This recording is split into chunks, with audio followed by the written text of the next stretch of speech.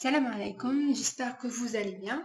Dans cette vidéo, Inch'Allah, on va aborder la structure des acides nucléiques. On a déjà vu la première année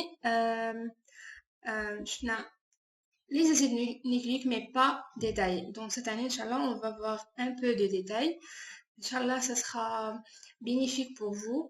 Et c'est parti. Donc les acides nucléiques, qui m'en a on a deux grands types, l'ADN et l'ARN. L'ADN, عند l'être humain, les animaux, etc. نلقاوه في le noyau majoritairement et le reste نلقاوه في la mitochondrie parce que la mitochondrie عندها l'ADN mitochondrial qui code pour des protéines bien des enzymes nécessaires à la fonction des protéines de la chaîne respiratoire et comme notion l'ADN mitochondrial est transmis exclusivement par la maman. C'est pour ça on dit que nous respirons grâce à nos mamans. Donc, les détails, on va les voir par la suite, Inch'Allah. Maintenant, j'ai oublié les acides nucléiques, l'ADN ou l'ARN. L'ARN, on a trois types. Donc, d'abord, on a trois types. ARNM, déjà, je suis dans le bac.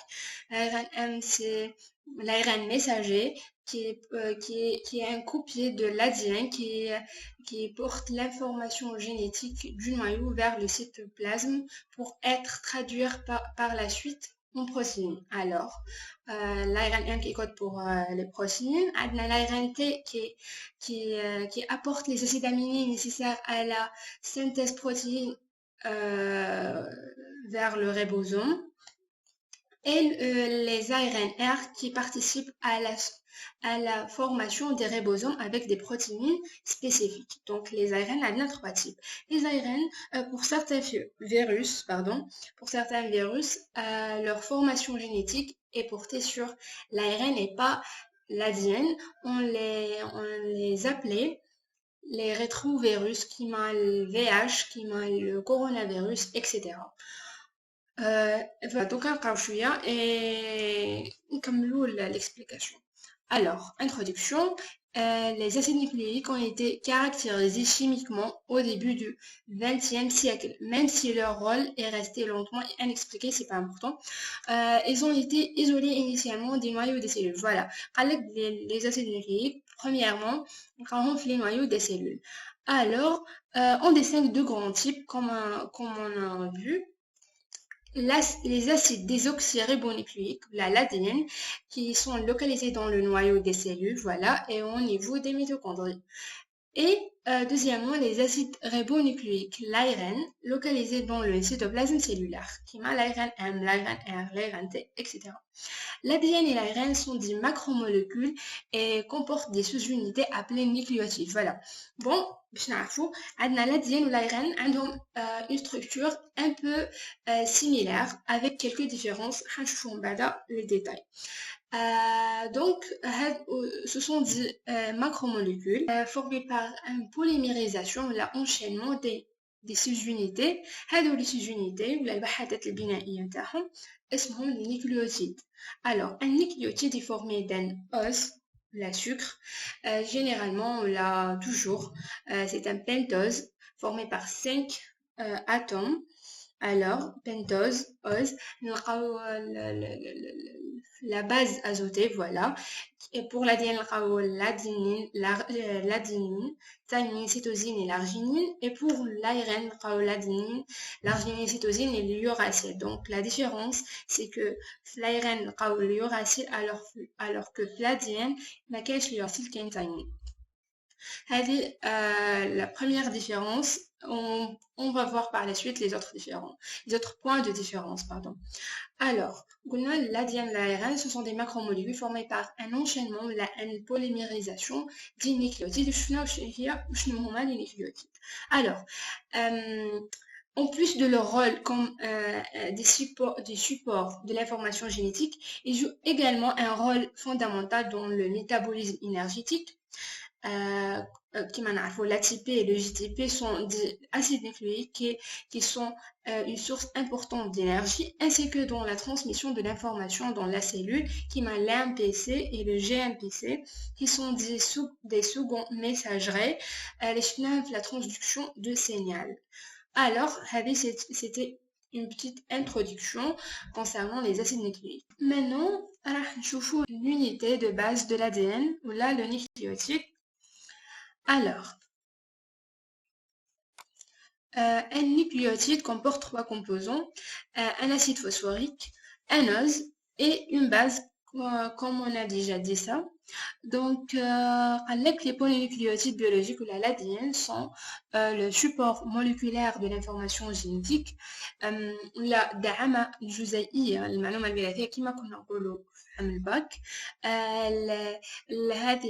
هذا le support moléculaire de l'information génétique peut être l'ADN chez l'être humain ou bien l'ARN pour certains virus et rétrovirus, bien sûr.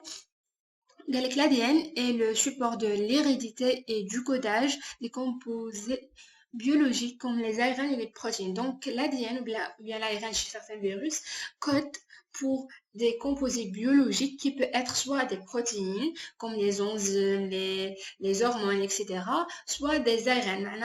Les effecteurs de l'expression de l'ADN en peptides et protéines sont des ARN regroupés en trois classes, l'ARN M, l'ARN T et l'ARN R. Donc, ce n'est pas important parce que je vous ouvre l'expression, là, la transcription, on va voir tout ça en détail, Inch'Allah. Donc, les bases azotées. Voilà, je ferai le schéma. Voilà, le nucléotide, une base azotée, un sucre, ou bien des oxyriboses, pardon, c'est-à-dire c'est un ADN, et un groupement phosphate. Alors, les bases azotées. Donc, on détaille les composants du nucléotide. Alors, les bases azotées. Il y a 4 sortes de bases azotées, voilà, qui appartiennent à 2 classes de molécules selon le noyau aromatique qui en constitue le squelette. Alors, il y a 2 classes des bases azotées, des bases pyramidiques et des bases puriniques. Alors, cette classification est selon la nature du noyau aromatique. Si le noyau aromatique est un noyau pyrimidie, donc on dit la base, c'est une base pyramidique. Et les bases pyramidiques comprennent la cytosine, comme on voit ici, voilà, la cytosine et la thymine. Et la deuxième classe, c'est les bases puriques, qui caractérisent par un noyau purine et qui comprend la guanine et l'adenine. Bon, une remarque, les bases pyrimidiques comprennent aussi l'uracile pour l'ARN. L'uracile, donc, c'est une base pyrimidique. Voilà, il peut y avoir plus de AT que de cytosine et guanine ou l'inverse. Donc, le nombre des bases azotées adénine et thymine peut être supérieur que la cytosine et la guanine ou bien l'inverse, ce n'est pas important et ça varie selon les espèces. Voilà, mais il y a toujours autant de adénine que de thymine et de cytosine que de guanine parce que l'adénine est reliée avec le thymine par 2 liaisons hydrogènes et la C avec le G par 3 liaisons hydrogènes. Donc, il faut y avoir un nombre identique des bases adénine et thymine et cytosine et guanine. Voilà, c'est ça. Voilà, 2 sortes de bases azotées hétérocycliques, base pyrimidique, noyau pyrimidine, voilà, et base purique, noyau purine, voilà. Donc, qui m'a là, la noyau pyrimidine a formé d'un seul noyau, alors que les bases puriques, qui est un noyau purine, a double cycle, un seul cycle, voilà. Le noyau pyrimidine, alors, est le plus simple, voilà, parce qu'il fait un seul cycle. C'est un noyau aromatique hexagonal, c'est-à-dire formé de 6 atomes, voilà, à 6 atomes, 4 carbones et 2 azotes. Azote numéro 1 et numéro 3, voilà. شوفوا هنا في le schéma. Voilà. Les bases pyramidiques نبداو بلا cytosine. Cytosine نلقاو في l'ADN بلا l'ARN عنده 6 atomes dont 4 atomes de carbone. Voilà. Un. On va commencer d'abord par les bases azotées. Numéro 1 azoté et numéro 3. Alors que les bases, les carbones, 2, 4, 5, 6 carbones. Caractérise donc le cytosine caractérise par une fonction cétone portée par le carbone numéro 2 et une fonction amine portée par le carbone numéro 4. Ok, donc c'est le thymine. Voilà, le thymine.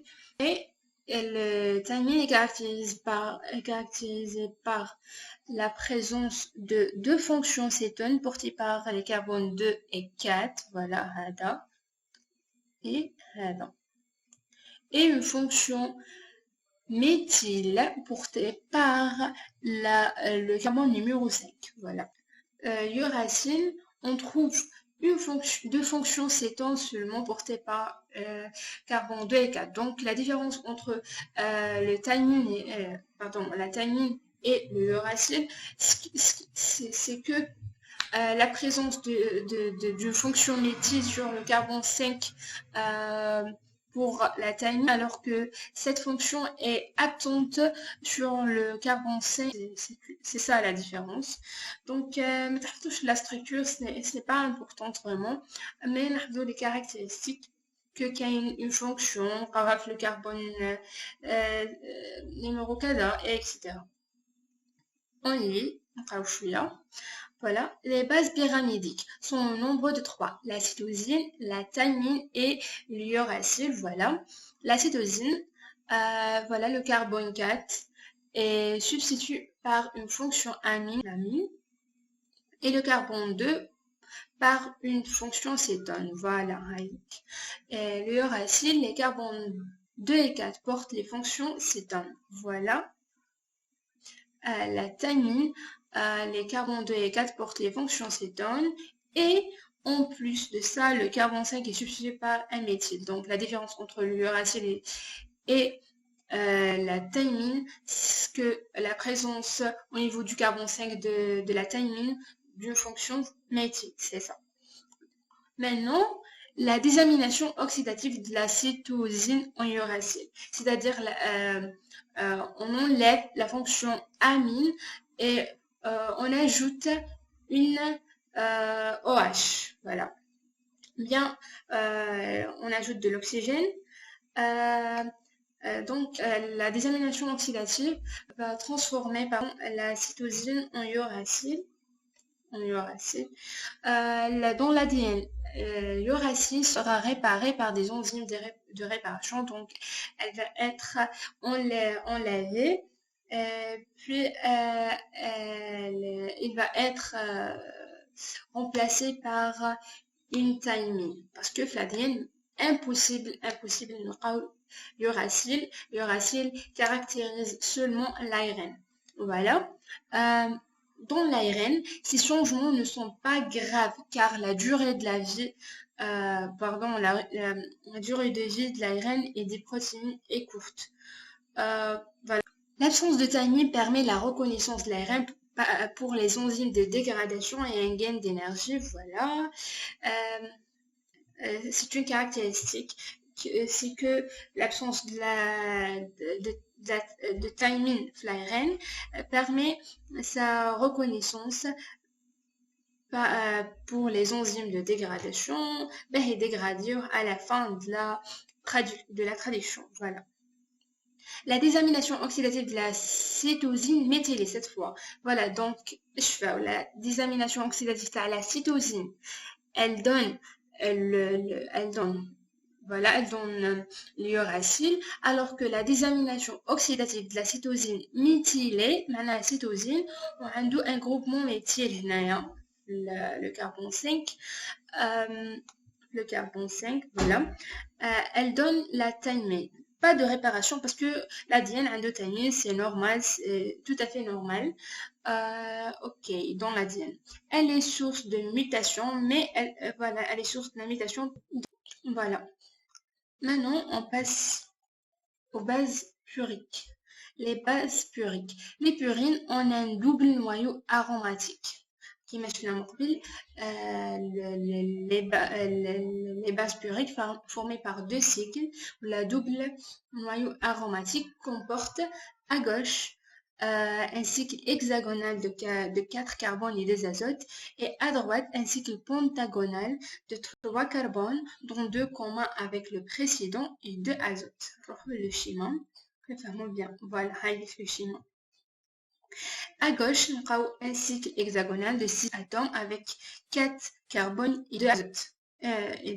Voilà, et 2 azotes. Et à droite, un cycle pentagonal, c'est-à-dire formé de 5 atomes avec dont 4 carbones, 3 carbones. Bien 3 carbones, voilà, c'est ça. Le 8 et le 5 et le 4 sont des carbones et le 7, 9 sont des fonctions amines. Alors, on trouve deux atomes de carbone communs avec le cycle hexagonal. C'est ça. Donc, non. Les bases puriques sont au nombre de 2, l'adenine et la guanine. L'adenine, le carbone 6, est substitué par une fonction amine. Voilà. Elle est la seule des bases nucléiques dont la formule ne contient pas d'atome d'oxygène. Il n'y a pas de schéma ici.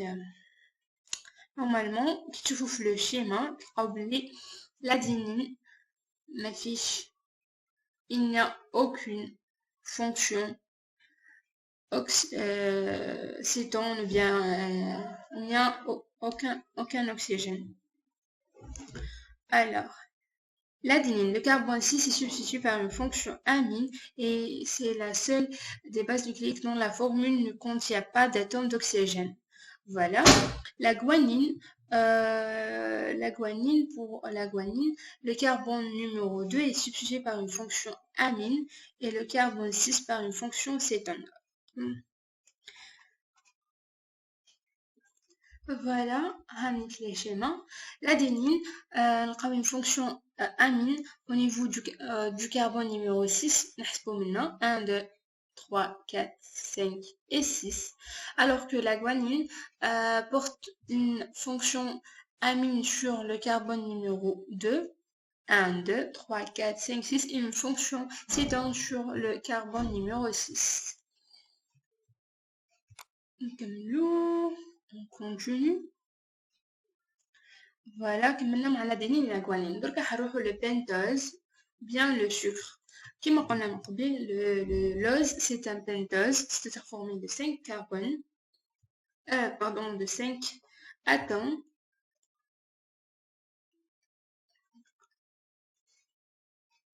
Voilà, le pentose, deux sortes de sucre, soit le ribose, soit le désoxyribose, selon le type de l'acide nucléique qu'on parle. Des pentoses se forment furaniques, 5 atomes dans le cycle. Le désoxyribose est dérivé, voilà, le désox, c'est un double ribose, avec le ribose, je te fais bien, le ribose.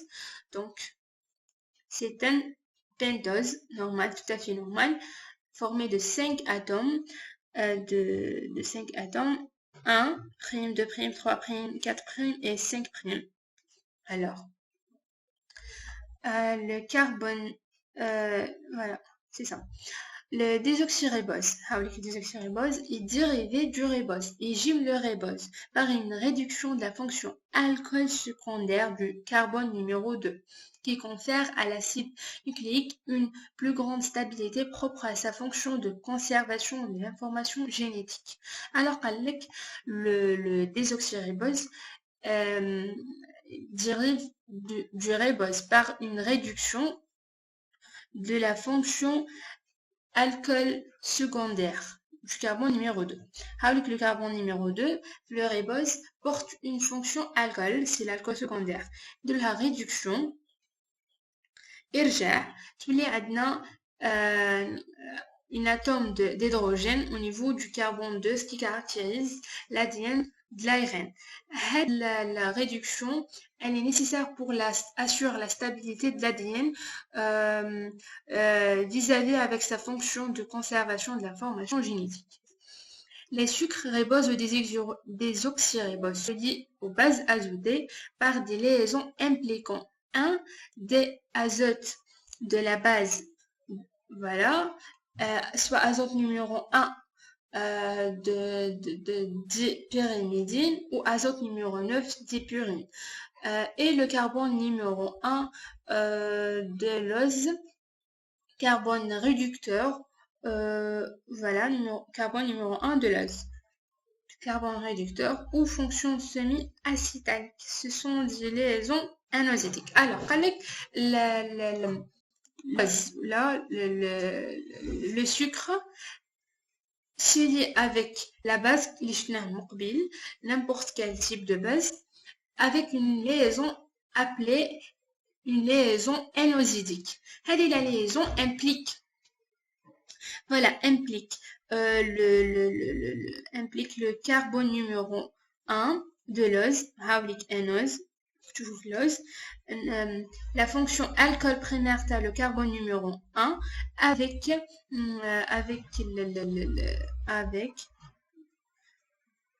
l'hydrogène porté par la fonction azote portée par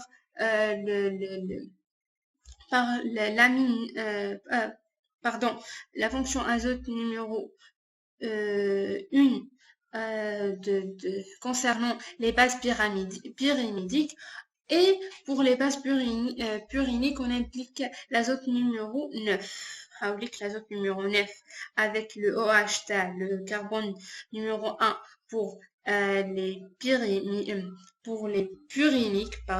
et les pyrimidiques, l'hydrogène, la fonction azote 1 avec le OH, t'as la fonction carbone primaire, l'alcool primaire, t'as le carbone 1, et donc enlèvement d'une fonction H2O, tout donne une liaison hydrogène. Donc c'est ça, c'est la fonction anosédique qui permet la liaison de l'ose avec une base azotée. Alors on voit l'acide phosphorique là. Voilà, l'acide phosphorique qui est le troisième composant des nucléotides. Le H3PO4.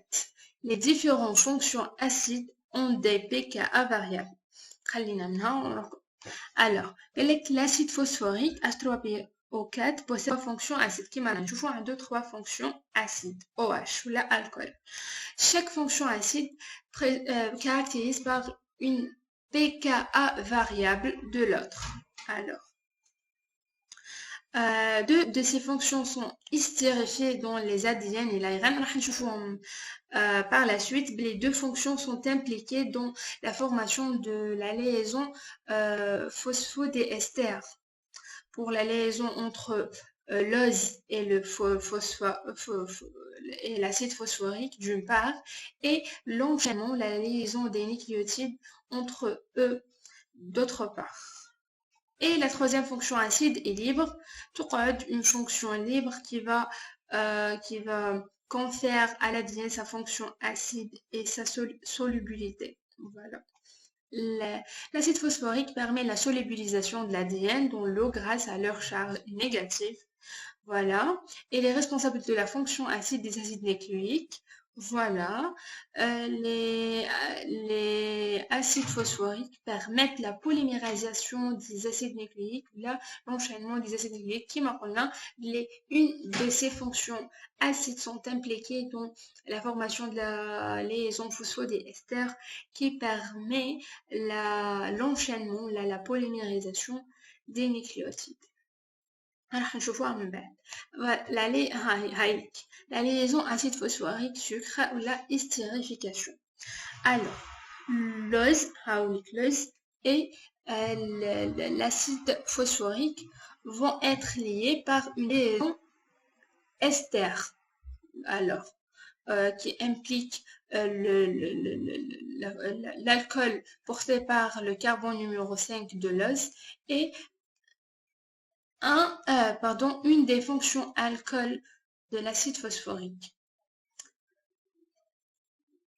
Liaison base, sucre, acide phosphorique, forme nucléotide. Comme كما نعرفوا un nucléotide formé d'un os, d'une base et d'un acide phosphorique. La liaison d'un nucléoside. Bon, j'ai oublié la notion d'un nucléoside et d'un nucléoside. Un nucléoside formé d'une base et d'un os. Il n'y a pas d'acide phosphorique. Alors qu'un nucléoside plus d'un acide phosphorique sera un nucléotide. C'est ça. La liaison d'un nucléoside avec un phosphate se fait par une estérification de la fonction alcool primaire. Voilà, alcool primaire du sucre et une des trois fonctions acides. Donc, la liaison des nucléosides avec un phosphate se fait par une estérification de la fonction alcool primaire portée par le carbone numéro 5 du sucre et une des trois fonctions acides du phosphate. Déjà, alors, l'ester obtenu est un nucléotide formé d'une base azotée liée par une liaison oxydique avec un sucre, lui-même lié par une liaison ester avec un phosphate. Voilà, déjà on a vu ça. Alors, la liaison phosphodiester. La liaison phosphodiester, les acides nucléiques. Les acides nucléiques sont des enchaînements de nucléotides 5'-phosphate dont l'assemblage est réalisé par une liaison phosphodiester. On a déjà vu, les acides nucléiques sont formés par la polycondensation, bien l'enchaînement des nucléotides 5'-phosphate, parce que le premier nucléotide porte une fonction phosphate au niveau du carbone numéro 5 dont l'assemblage est réalisé par une liaison phosphodiester. Voilà. Comme tu vois, deux nucléotides, la condensation entre ces deux nucléotides va être réalisée par une liaison ester entre la fonction alcool secondaire portée par le carbone numéro 3 et la fonction alcool, ou bien une des fonctions alcool de l'acide phosphorique du nucléotide suivant. C'est ça. La liaison phosphodiester est formée par deux liaisons ester, l'une réalisée entre l'acide phosphorique et le sucre et l'autre entre deux nucléotides adjacents. Alors, la chaîne est vectorisée, elle est écrite de gauche à droite et dans le sens phosphate 5', 3', c'est le sens dans lequel les acides nucléiques sont utilisés comme molécules informationnelles. La transcription, la traduction, toujours on lit la chaîne de 5' vers le 3'. Les nucléotides sont liés entre eux par des liaisons ester. Voilà. L'acide phosphorique présente ces deux fonctions acide bloqué dans la formation d'ester, liaison phosphodiester.